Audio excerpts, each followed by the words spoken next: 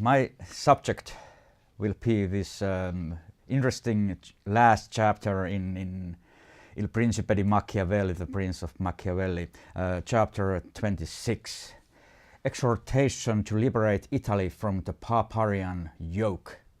And it starts as follows. Bearing in mind all the matters previously discussed, I ask myself whether the present time is appropriate for welcoming a new ruler, un nuovo principe in Italy, original language, a new ruler in Italy, and whether there is a matter that provides an opportunity for a far-seeing and able man to mould it into the form that will bring honor to him and benefit all its inhabitants. It seems to me that so many things are propitious for a new ruler that I am not aware that there has ever been a more appropriate time than this. This is a very interesting chapter, and my way to read this chapter comes from Antonio Gramsci and his prison notebooks, and Gramsci's interpretation of Machiavelli's The Prince.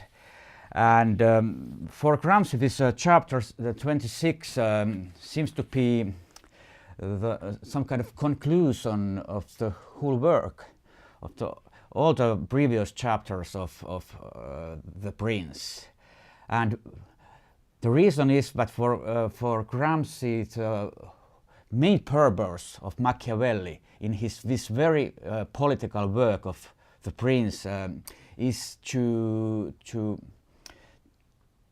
set a question of how to unite Italy and what it means that Italy is not united. There are barbarians, barbarian rule in Italy, and Italians are separated in so many different parties. There are church state, Catholic Church.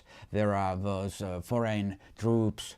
There are different kind of separate forces, city-states quarreling each other together, and so on. And the question is, who will be that un principe nuovo, new prince, who will raise the flag, and everybody will follow him. And I can read something from Gramsci's The Modern Prince, how Gramsci set this question. Gramsci writes that the Prince, Machiavelli's The Prince, is not only a systematic treatise but a live work in which political ideology and political science are fused in a dramatic form of myth. And before Machiavelli, Gramsci tells us there has been a utopian form of writing and scholar treatise, like in Middle Age treatises. But Machiavelli, combining the two, gave an imaginative and artistic form to his conception by embodying the doctrinal rational element in the person of the condottiere. Gramsci means condottiere is this, we can say, a new prince who will, and who Machiavelli asked to unite Italy. And this condottiere who represent plastically and anthropomorphically the symbol of the collective will. And now Gramsci thinks that Machiavelli's purpose in The Prince is to set a new prince who can lead Italians to form this collective will. And the question of collective will is the main basic question in Machiavelli's The Prince.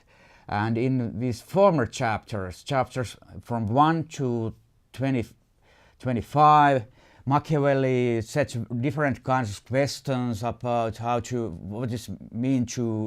what political rule or political power means, and what it means to get political power or lose the political power. But all these studies or developments are, according to Gramsci, only to set this basic question: how to form this collective will.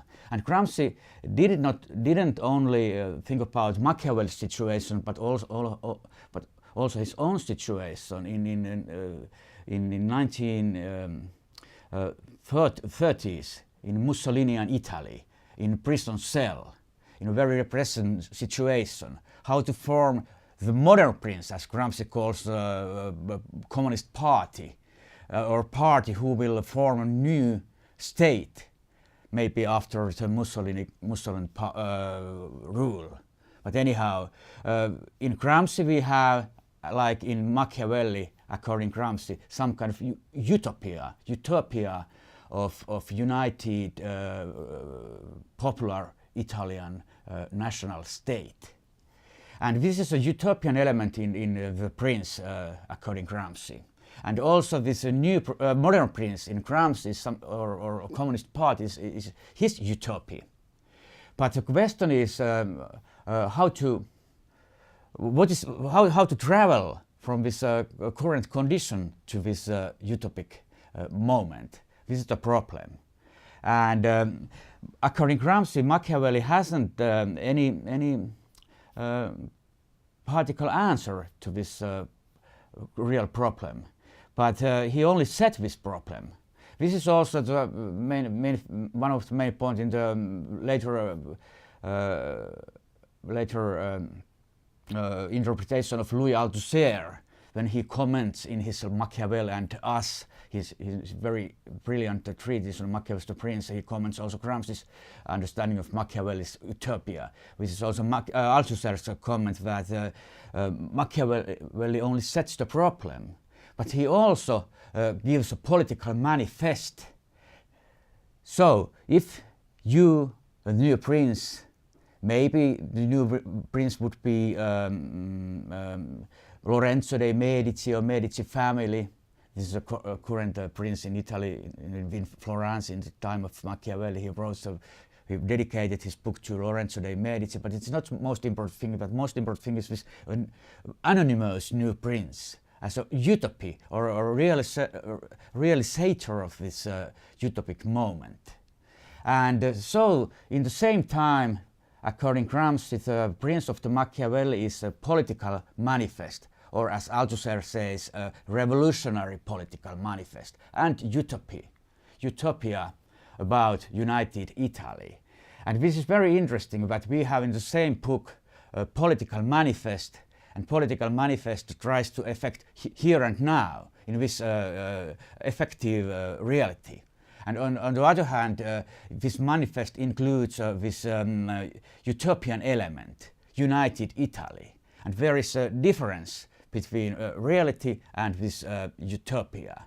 And this is the problem which came out in this last chapter of the Prince, Machiavelli's The Prince, last chapter, according to Gramsci and Althusser.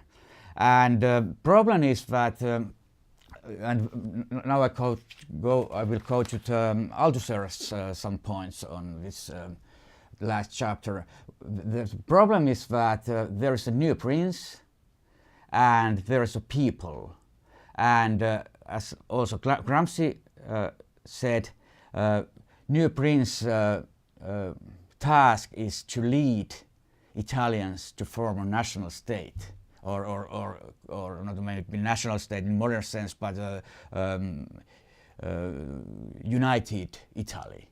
And the problem is that in the beginning of 16th century, the people, real people, wasn't a united force and wasn't a political actor. Only the prince was a political actor. It was a moment of this uno principe nuovo.